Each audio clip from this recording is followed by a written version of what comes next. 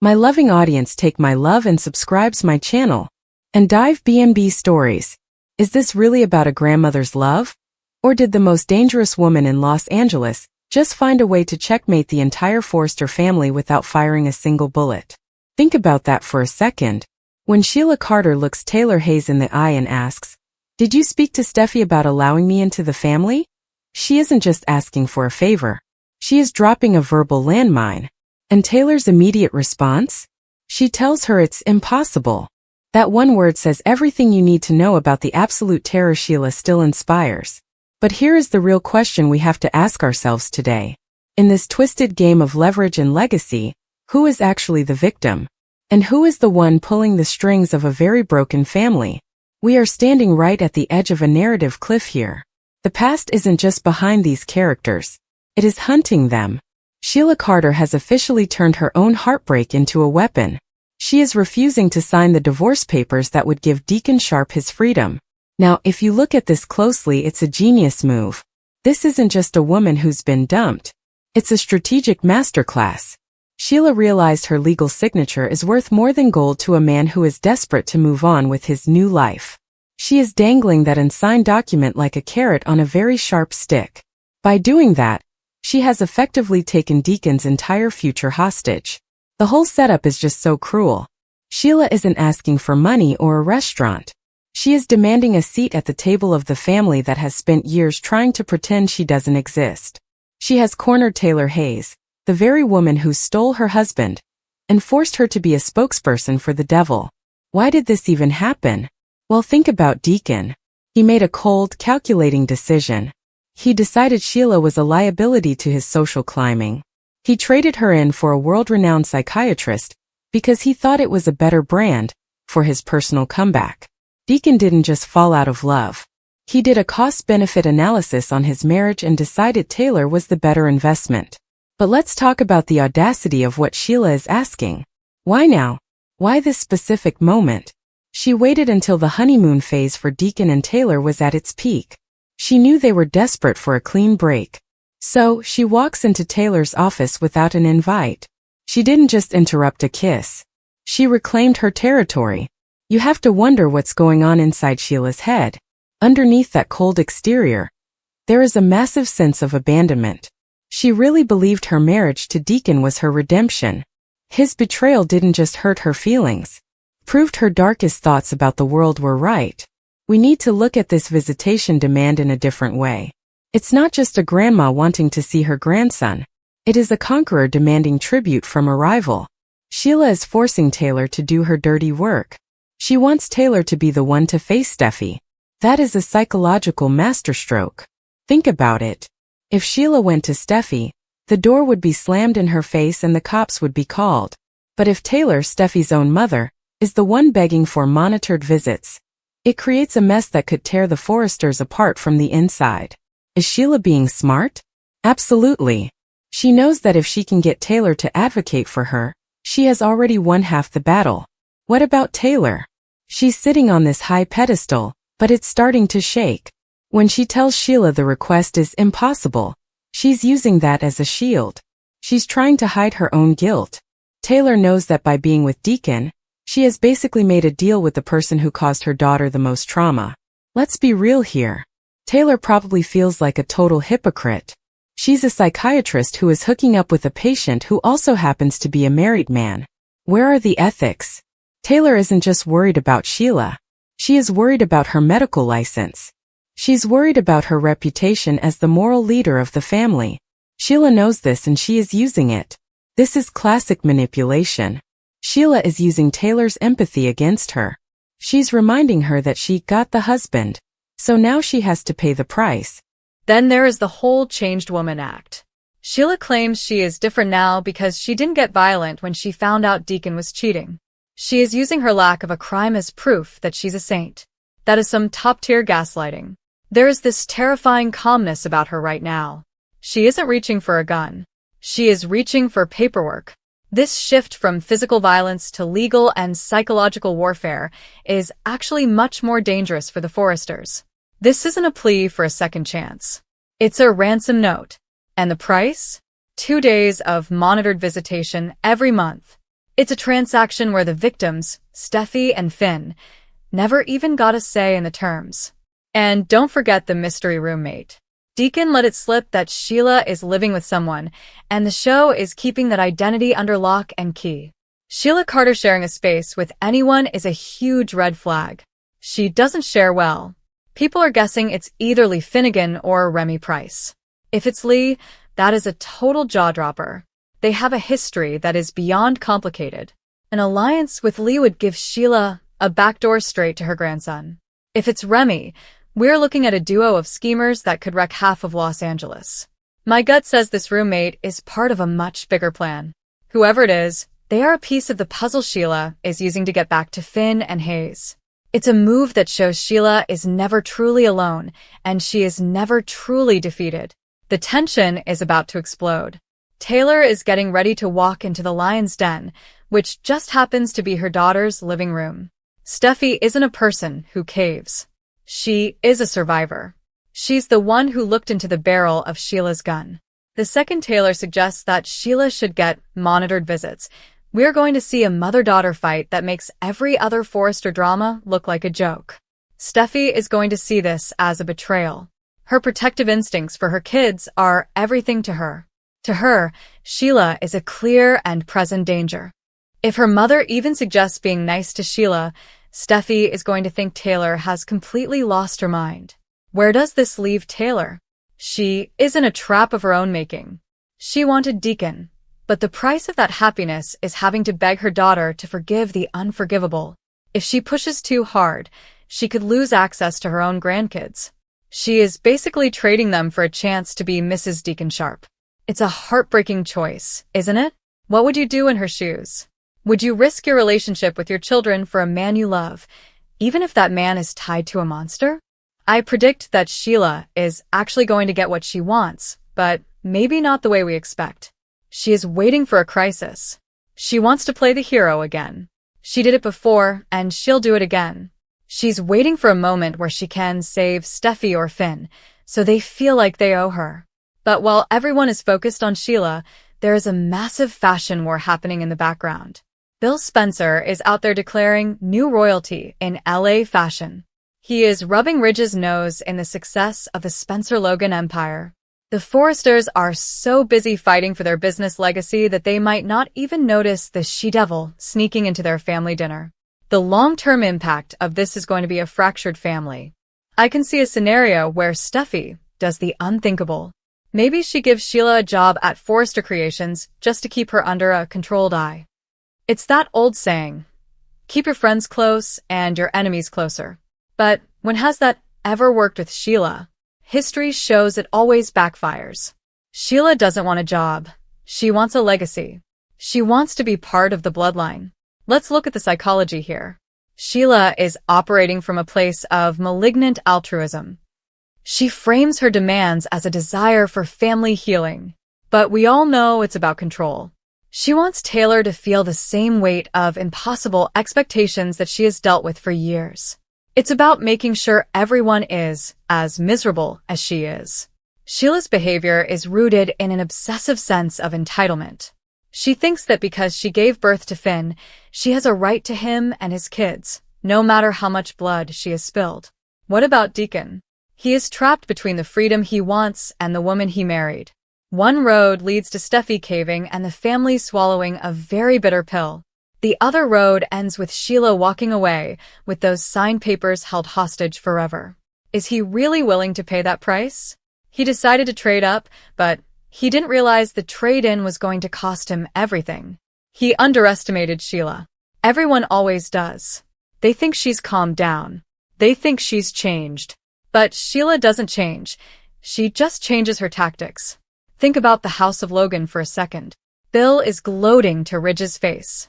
He's telling him the crown has slipped. This rivalry is all about ego. While Ridge is trying to protect his name, his daughter is being pressured to let a shooter into her home. It's a mess on every level. Do you think Taylor is being a traitor here? Is she betraying her daughter for a man? Or is she just a woman trying to find a way to be happy after years of being the sensible one? And what about this claim that Sheila is a changed woman? If she really didn't resort to violence after being cheated on, does that mean she deserves a chance? Or is this just another long con? It's hard to tell with her. Sometimes she seems like she genuinely wants to be better, and then she does something that reminds us why she is the ultimate villain. The fact that she is demanding monitored visits is interesting. It sounds reasonable on paper, right? Just 2 days a month, and someone will be watching me. But for someone like Steffy, that is 2 days too many. We also have to talk about the younger generation. RJ Forrester is out there playing the hero for Elektra. He's telling Will Spencer to let her go.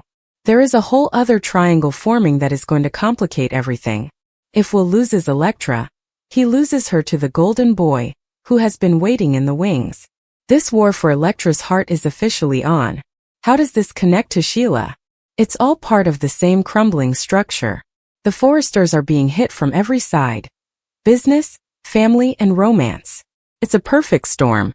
Is it possible that Sheila and Lee are roommates? Think about how insane that would be. Lee has every reason to hate Sheila. But they also share a grandson. If they have formed some kind of unholy alliance, the Forresters are in serious trouble. It would mean Sheila has an inside person. Someone who can give her the access she craves. If that's the case, Taylor's advocacy is just a distraction. The real move is already happening. What do you think is going to happen when Steffy hears the news? I can imagine the look on her face. It's going to be pure fury. She has fought so hard to keep her family safe. To have her own mother suggest letting the enemy in? That is a wound that might never heal. Taylor is risking a lot here.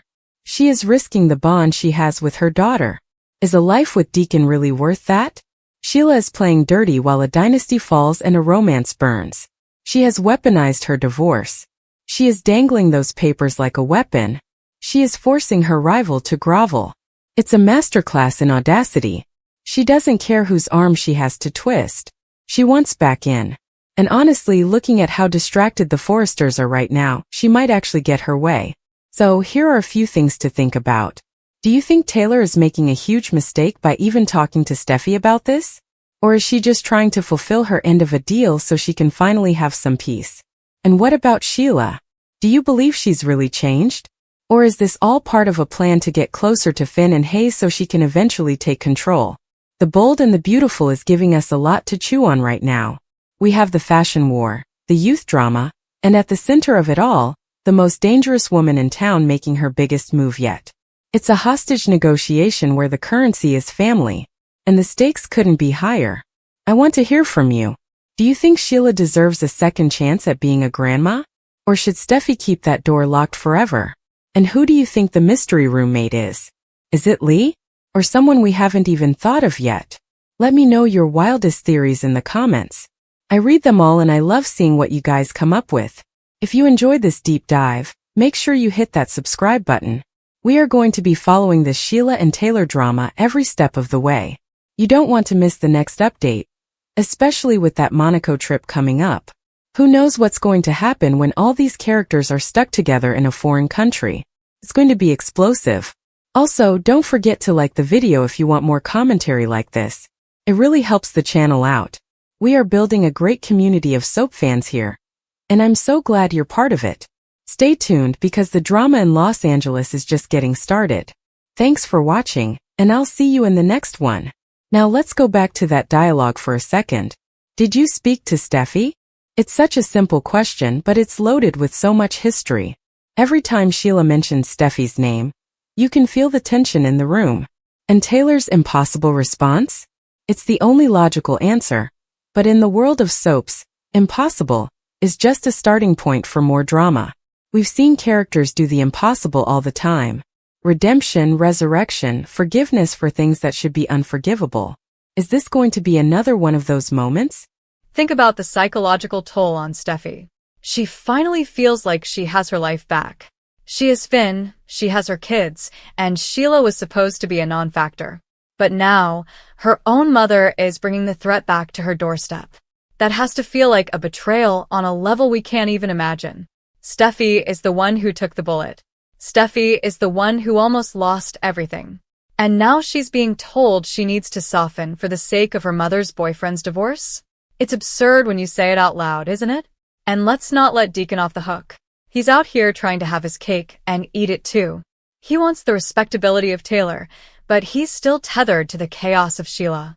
He thought he could just walk away, but Sheila has reminded him that he belongs to her in a way he can't just sign away. Their marriage was built on a certain kind of intensity, and you can't just replace that with a therapy session romance without some serious blowback. The way Sheila is using Taylor is just brilliant. She's making her rival do her chores. It's a power move. She's saying, if you want my husband, you have to work for me. And Taylor is doing it. She's actually considering it. That tells you how much power Sheila still has, even without a gun in her hand. She's in everyone's head. She's the shadow that won't go away. And Bill Spencer. You have to love how much he enjoys being the villain in Ridge's story. He's crowning a new dynasty. He's twisting the knife. He doesn't care about the Sheila drama. He's focused on winning the fashion war. But his ego might be his downfall. If he's so busy gloating, he might miss the moment when the whole thing comes crashing down. What about Elektra and Will? That breakup is going to have ripple effects. RJ stepping in is just going to make things messy, eh? It's a classic Forrester versus Spencer conflict, and it's happening right as the main families are at their weakest. The kids are fighting, the parents are fighting, and Sheila is just waiting in the corner, watching it all fall apart. Is Sheila really a victim? Some people think so. They think she's been treated unfairly by the Forresters for decades. They think she's a woman who just wants to be loved. But then you remember the shootings. You remember the kidnappings. You remember the lies. It's hard to be a victim when you've caused so much victimhood yourself. But Sheila is great at playing that card. She knows how to make people feel sorry for her. She knows how to manipulate the narrative. Taylor Hayes is a psychiatrist, but she's being totally played by a master manipulator. It's ironic, right? The doctor is being outsmarted by the patient. Taylor thinks she can handle Sheila. She thinks she can find a middle ground. But there is no middle ground with Sheila Carter. It's all or nothing. And right now, she's going for all. I'm really curious to see how the show handles the Monaco trip. They usually go all out for those location shoots. If Sheila shows up there, it's going to be a disaster. But it's also the perfect place for her to stage a hero moment. Imagine her saving Hayes from a dangerous situation in the streets of Monaco. How could Steffy say no to her then? It's a classic soap move, and I wouldn't be surprised if that's exactly where this is headed. So stay tuned. Keep watching. And keep theorizing. That's half the fun of being a soap fan, right? We get to guess what's going to happen and then see if we were right.